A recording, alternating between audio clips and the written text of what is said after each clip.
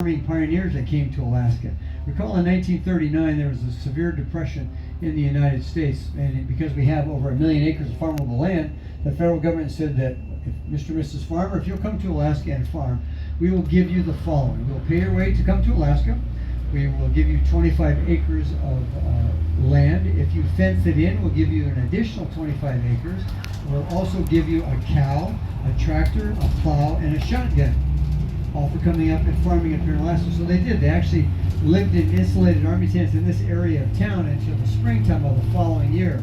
And then, of course, they went up into the Matanuska Valley up there, which is near Palmer or Wasilla, Alaska. And that's where we are able to grow all those magnificently large vegetables you may have heard about. Now, our state fair is today up there in Palmer, Alaska. Last year, they grew an 18-pound zucchini up there. Won a record, an 8-pound carrot. Pumpkin, that was 1,521 pounds.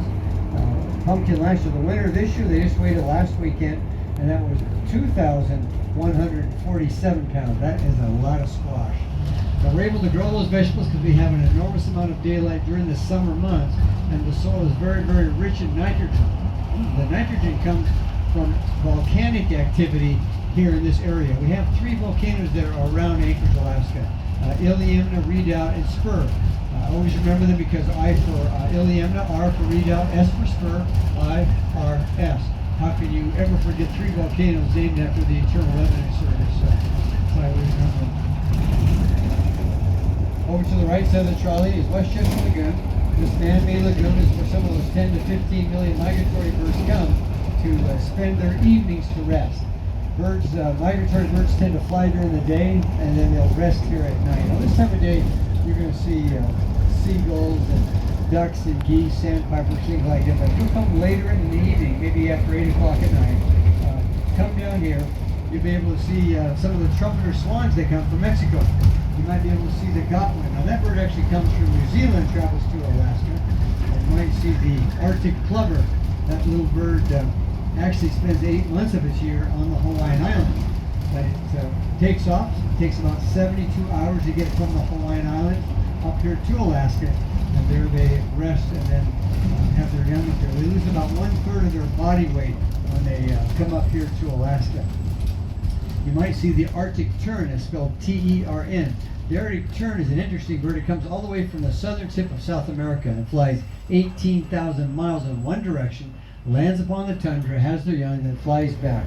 36,000 miles round trip and that whole adventure. They look a little bit like a seagull in that they're white, but they have a black round bill that is pointed and a bit of flowering feathers around their eyes. It makes it look like they have a mask on, like a Zorro mask or a bandit's mask. Now, scientists tell us that during the course of their flight, they actually sleep while they're flying. They shut down only their hearts, their lungs, their wings, and the GPS that will guide them to Alaska. The rest of their body basically goes to sleep and is at rest while they make that trip up here. They're also an interesting bird in that they only mate once in their lifetime. Once they mate, they'll never mate again. So if the partner or mate dies, they'll stay solitary for the rest of their lives. Over to the left of the trolley is a memorial to men and women who have died in battle. It is a monument that stays decorated with flowers and flags 365 days a year. Each of the monuments will see the war which they fought. 1 out of every 8 Alaskans has served in, is serving in, or does service for the military up here in Alaska. In 1942, after the bombing of Pearl Harbor, it was feared that there was going to be a land invasion to the continental U.S. So they sent to us 17,000 troops to protect us. Once they got them here, they realized they had no way to get them out of Alaska. They had no road to get from Alaska through Canada into the continental U.S. So they had to build a road. So they sent 2 engineering battalions to Alaska. One started in Fairbanks, Alaska, worked towards the Canadian border. One started in Whitehorse, Canada, and worked towards the Alaska border. Both engineering battalions met together at Beaver Creek, Alaska, and they were brought to Anchorage and honored for their efforts.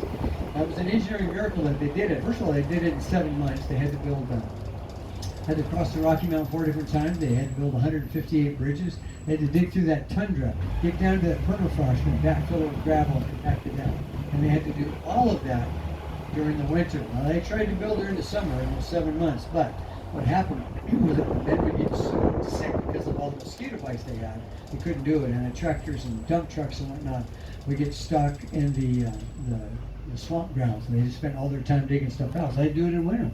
But then remember, they're working in open air cabs, which means that no heater in there. About 18 years ago, I had a gentleman in the back of the trolley said that he actually worked on the Canadian portion of the highway. He said it was so cold working in those open air tractors that in order to stay warm, they would puncture a hole in the gas system, and then they would run a garden hose up from the exhaust system up to the bottom of their leg, and then tape tight shut their ankles, wrists, and neck, and allow their uniform to fill up with exhaust gas. The lady tapped him on the shoulder and said, "Man, weren't you afraid of asphyxiation?" He goes, "No, ma'am. I was worried about freeziation. I wasn't worried about asphyxiation." You can take that same trip today. It's all paved top to bottom, and it's kind of a fun adventure, and I encourage you to do that if you get an opportunity. Ladies and gentlemen, one out of every 3 Alaskans is all or portion of their income through tourism. If you guys didn't come in the summertime, we couldn't live here all year long. So on behalf of myself and the Anchorage Trolley Company, thank you for coming with today, and hope you have an exciting adventure up here in the great state of Alaska.